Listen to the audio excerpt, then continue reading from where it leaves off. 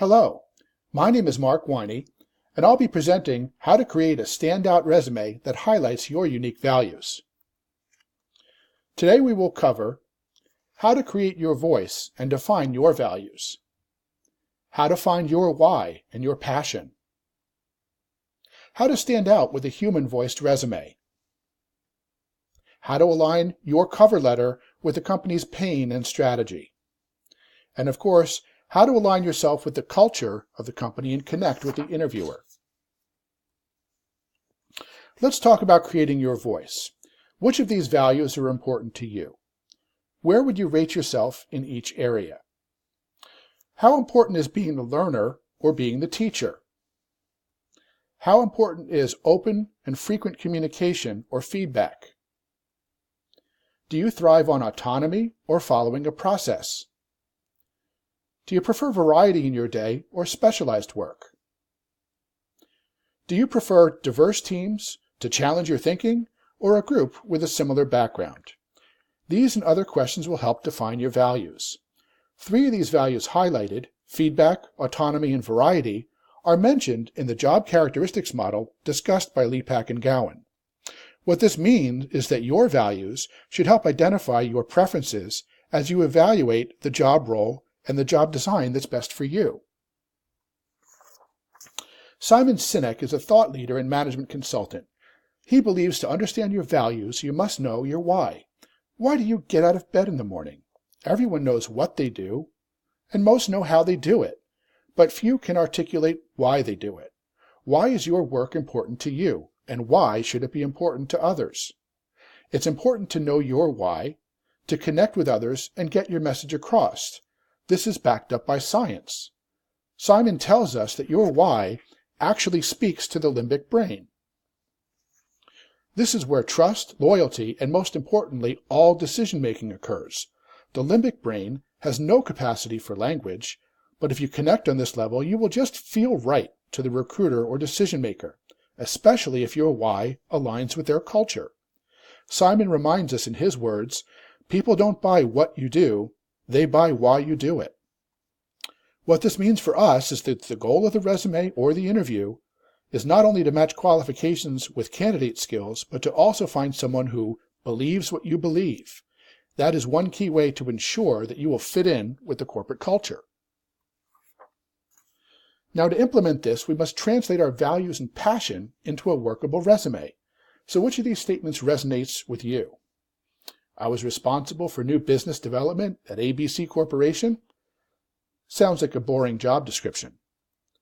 I increased sales by 25% in my first year. Well, that's better. It shows a quantitative result. I helped executives find solutions to business problems, resulting in a 25% increase in sales in my first year. This is excellent. It shows the result, your passion to help people. It shows your why. Liz Ryan discusses this approach in detail in her book, Reinvention Roadmap. LinkedIn is a great place to complement your human-voiced resume and let people find you.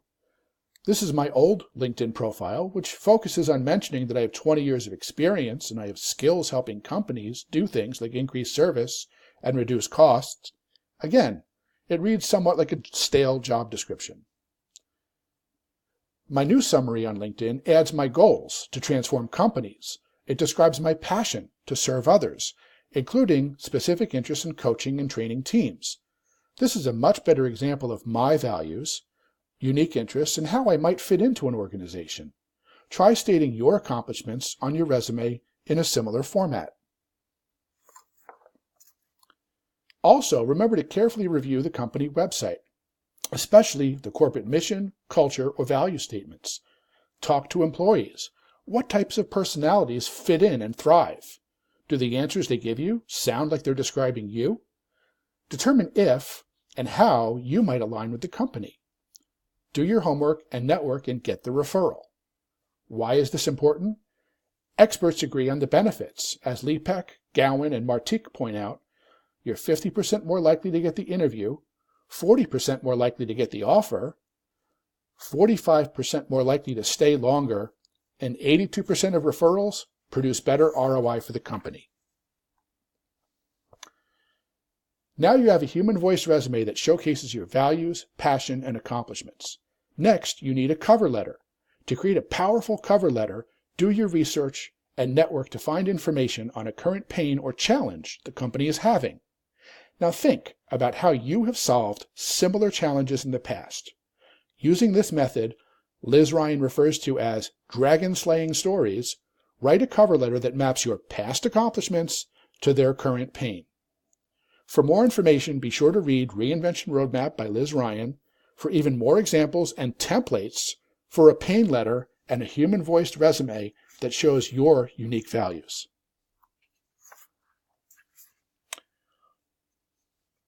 To connect with each interviewer and let them see that you fit in, do your research, networking, talking to employees, looking at Glassdoor.com to learn as much as possible about the corporate culture.